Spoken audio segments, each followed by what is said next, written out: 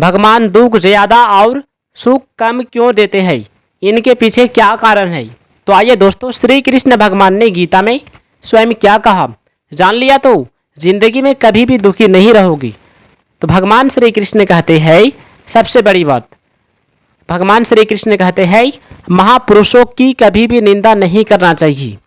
यह अवनति का कारण बनता है। सूक्ष्म से सूक्ष्मतम और विशाल से विशालतम सभी प्राणियों में परमात्मा समान रूप से स्थित रहता है। परमात्मा किसी में छोटे बड़े या कम ज़्यादा नहीं होती। घर के अंधेरों को मिटाने के लिए प्रकाश को लाना ही पड़ता है, लेकिन ईश्वर को कहीं से लाना नहीं पड़ता। वे हर जगह मौजूद होता है, हर स्थान पर मौजूद होता है। शरीर हर क्षण बदलता रहता है। एक क्षण के पहले वाला शरीर हम फिर कभी नहीं देख सकते। इच्छा और अहंकार में जब बाधा खड़ी हो जाती है तो क्रोध पैदा होता है। अंतकरण में इस क्रोध का जो सूक्ष्म रूप रहता है उसे द्वेष कहा जाता है। प्राण शक्ति का नाम चेतना है। यह चेतना भी परिवर्तनशील होता है।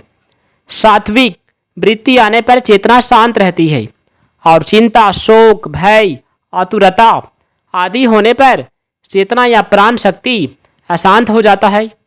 तो आइए दोस्तों, भगवान श्री कृष्ण ने गीता में क्या कहा सबसे बड़ी बात, कि अच्छे लोगों के साथ ज़्यादा दुख दर्द क्यों होता है और अच्छे लोगों को भगवान दुखी क्यों रखता है।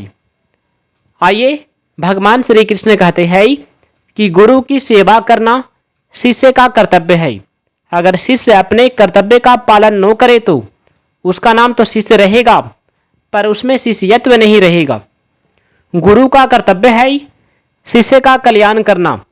जब तक गुरु शिष्य से कुछ भी धन मान बड़ाई चाहता है, तब तक उसमें गुरुत्व न रहकर शिष्य की दास्ता रहती है।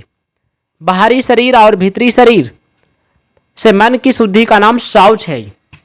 जल, मिट्टी, साबुन आदि से बाहरी शरीर की शुद्धि होती है तथा दया, क्षमा, उदारता आदि गुणों से भीतरी शरीर यानी कि मन की शुद्धि होती है। जिनके साथ अपना घनिष्ठ संबंध रखे, उनकी सेवा करे, उन्हें सुख पहुंचाइए, पर उनसे सुख लेने का उद्देश्य ना रखी। एकांत जंगल में जाकर अकेले रहते हुए यह मान लेना कि मैं एकांत स्थान में हूँ, वास्तव में भूल ही है, क्योंकि सारे संसार का बीज यह शरीर तो साथ ही होता है। वास्तव में जब तक शरीर होने का अहंकार नष्ट नहीं होता तो सारे संसार से संबंध बना ही रहता है, चाहे कितने एकांत स्थान पर क्यों चले नहीं जाए। भगवान के हर जगह सिर, मुंह, नेत्र, हाथ, पैर और कान है। उनका दर्शन कहीं भी किया जा सकता है। भगवान सबसे प्रेम और अपनापन रखते हैं, लेकिन किसी से मोह नहीं रखते।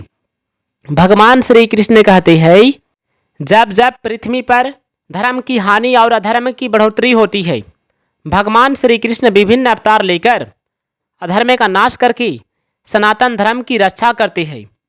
भगवान में अनेक तरह की अद्भुतता है। वे देश, काल, वस्तु, व्यक्ति, रूप, ज्ञान, योग आदि सब दृष्टियों से अनंत है। जिसे हमने देखा नहीं, सुना नहीं, जाना नहीं, समझा नहीं और जो हमारी कल्पना में आया नहीं, वह सब भगवान के दिव्य विराट रूप में निहित है। भगवान श्री कृष्ण कहते हैं, मनुष्य को निमित्त मात्र बनकर सभी कार्य करने चाहिए। निमित्त मात्र बनकर कार्य करने में अपनी ओर से किसी भी अंश में कोई कमी नहीं होना चाहिए, लेकिन साथ ही कार्य सिद्ध होने पर उसे करने का स्वयं अभिमान नहीं पालना चाहिए। जब व्यक्ति अपना बल मानते हुए कार्य करता है तो अपना बल मानने के कारण उसे बार बार विफलता का अनुभव होता है और फल प्राप्ति में देरी होती है। कर्मों में जो अपने करने का अभिमान है कि मैं करता हूँ तो होता है, अगर मैं नहीं करूँ तो नहीं होगा, यह केवल मूर्खता के कारण ही मन में धारण कर रखा है। अगर मनुष्य अभिमान और फल इच्छा का त्याग करके प्राप्त परिस्थिति के अनुसार कर्तव्य कर्म करने में के माध्यम से मात्र बन जाए तो उसका कल्याण स्वतः सिद्ध हो जाते हैं। वायु के रूप में सबके प्राण, यम के रूप में यमलोक के स्वामी, प्रकाश के रूप में अग्नि, जल के स्वामी वरुण, वनस्पति पालन पोषण करता चंद्रमा और पितामह ब्रह्मा सब भगवान कृष्ण के ही अनंत रूप है। भगवान श्री कृष्ण में सभी 11 रस विद्यमान है। ये 11 रस है शांत रस, अद्भुत रस, रौद्र रस, विपतस्य रस, वीर रस, दास्य रस, करुण रस, संख्य रस, वात्सल्य रस, मधुरस रस तथा हास्य रस। भगवान श्री कृष्ण ने कहा, मेरा दर्शन मेरी कृपा से ही हो सकता है, किसी योग्यता से नहीं। साधन के बल पर मैं अपना उद्धार कर लूँगा। जो ऐसा सोचता है कि वह भगवान की कृपा से कोसों दूर हो जाता है, भगवान तो अभिमान को गलाने पर प्राप्त होते हैं। दोस्तों, मनुष्य में अनुकूल एवं प्रतिकूल दोनों आदतें रहती है।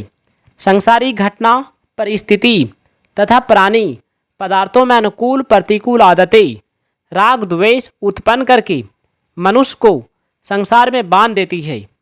मनुष्य जिस भाव से भगवान की शरण लेता है, उसी भाव से भगवान उसे आश्रय देते हैं। मैं क्या हूँ इसका तो पता नहीं, पर मैं हूँ इसका सबको पता है। मैं क्या हूँ को खोज लेना ही ईश्वर को पा लेना है। मन भगवान में लगाने से संसार का चिंतन नहीं होगा और बुद्धि भगवान में लगाने से मनुष्य को संसार के आश्रय की आवश्यकता नहीं रह जाएगी। सांसारिक सुख पदार्थ कर्म करने से प्राप्त होता है, लेकिन भगवान की प्राप्ति भावना द्वारा होती है। कर्मों को भगवान को अर्पण करने से व्यक्ति आसानी से भगवान को प्राप्त हो जाता है।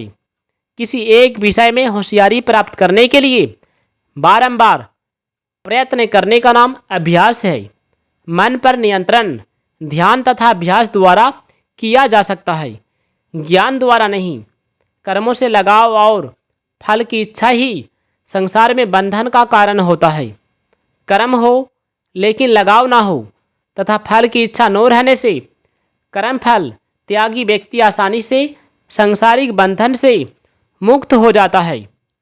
शरीर, इंद्रिय, मन, बुद्धि, योग्यता, सामर्थ्य, पदार्थ आदि जो कुछ मनुष्य के पास है, वह सब का सब संसार से ही मिला हुआ है, उसका व्यक्तिगत नहीं है। अपना कुछ नहीं है, अपने लिए कुछ नहीं चाहिए तथा अपने लिए कुछ नहीं करना है। यही कर्म योग का मूल महामंत्र है। जीव यानी कि आत्मा स्वयं चेतन और अविनाशी है तथा संसार जड़ और विनाशी है। त्याग असीम होता है। संसार के संबंध में तो सीमा होती है, पर संसार के त्याग में कोई सीमा नहीं होती। त्याग करते ही परमात्मा की प्राप्ति हो जाती है। सुखियों से मित्रता, दुखियों से करुणा और पुण्यात्मा लोगों से खुशी और पापी लोगों से उपेक्षा का भाव मन को निर्मल बना देता है। दुख पाने वालों की उपेक्षा, दुख देने वालों पर दया होनी चाहिए, क्योंकि दुख पाने वाले तो अपने पिछले पापों से छूट रहे हैं, पर दुख देने वाले नए पाप कर रहे हैं। इसलिए दुख देने वाले दया के विशेष पात्र हैं। भगवान का भक्त सुख दुखों की प्राप्ति में समान रहता है, उसमें कोई विकार उत्पन्न नहीं होता। भगवान को तो सभी प्रिय है। काम, क्रोध तथा लोभ तीनों नरक के द्वार है। जीवात्मा इनमें फंसकर बुरे कर्मों में लग जाता है। दोस्तों, हम कह रहे थे कि अच्छे लोगों के साथ ज़्यादा दुख क्यों होता है, क्योंकि दोस्तों भगवान उनका परीक्षा लेता है, उन्हें फिर बाद में सुख अवश्य मिलता है।